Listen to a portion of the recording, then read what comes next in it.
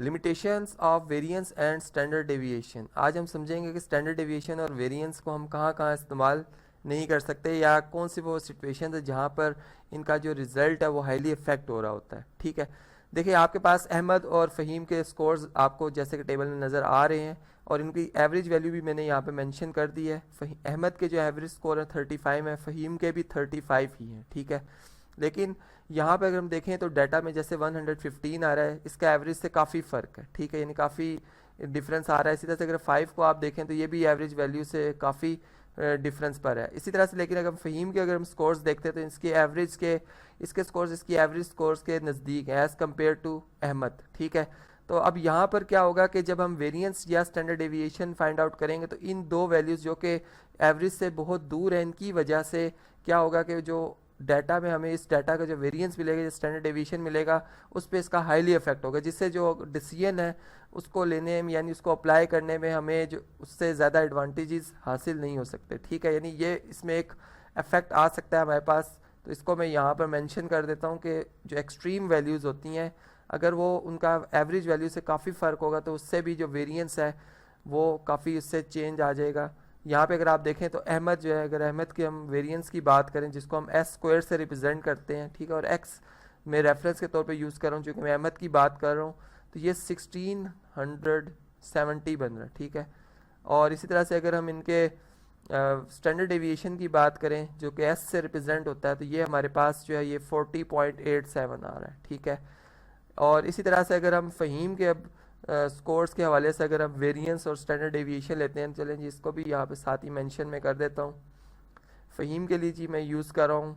Y. ठीक है, Y variable मैंने यूज़ किया था, तो एस स्क्वायर वाई वेरिएंस आ गया फ़हीम के स्कोर्स का, तो ये आ रहा है जी हमारे पास 50।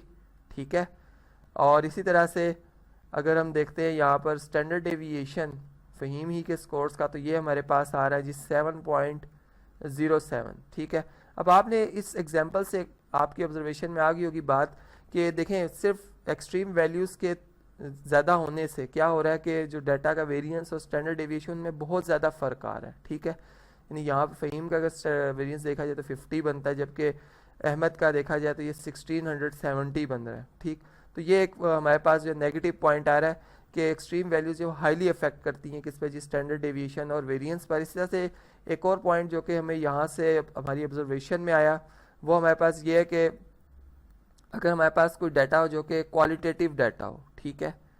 क्वालिटेटिव आप जानते हैं कि ऐसा डाटा जो कि अपनी क्वालिटी की बुनियाद पर डिफ्रेंशिएट किया जाए, तो उसको हम कहते हैं जी क्वालिटेटिव वेरिएबल, और इस तरह का अगर डाटा होगा तो वो क्वालिटेटिव डाटा कहलाएगा। अब यहाँ पर हमारे पास अगर कलर्स की बेस के ऊपर मैं एक डाटा कलेक्ट कर लेता हूँ, जैसे प्रिंट्स हैं, कलर्स यानी डिफरेंट शॉप्स पे इस तरह हमारे पास वैरायटी ऑफ शूज़ की बात कर लें या हमारे पास ड्रेस की बात कर लें, तब वहाँ पर वेरिएंस या स्टैंडर्ड डेविएशन को फाइंड आउट करना वो हमारे लिए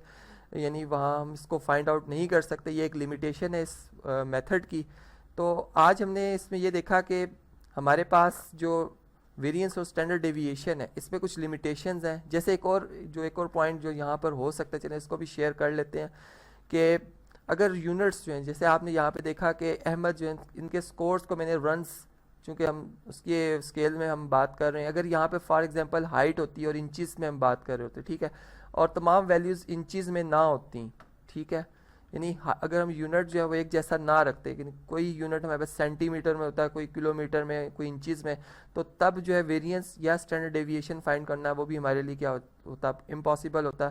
तो ये भी एक इसका क्या जी नेगेटिव पॉइंट है कि यूनिट या जो स्केल है वो एक स्टैंडर्ड होना चाहिए। ठीक है, तो यहाँ पे मैंने उसको भी मेंशन कर दिया यूनिट के हिसाब से ताकि आपको बात याद रहे। तो आज के इस टॉपिक में हमने समझा कि वेरिएंस और स्टैंडर्ड डेविएशंस की क्या लिमिटेशंस हैं और किस तरह से, यानी वो कौन सी सिचुएशन है जहाँ पर ये सूटेबल मेजरमेंट नहीं है।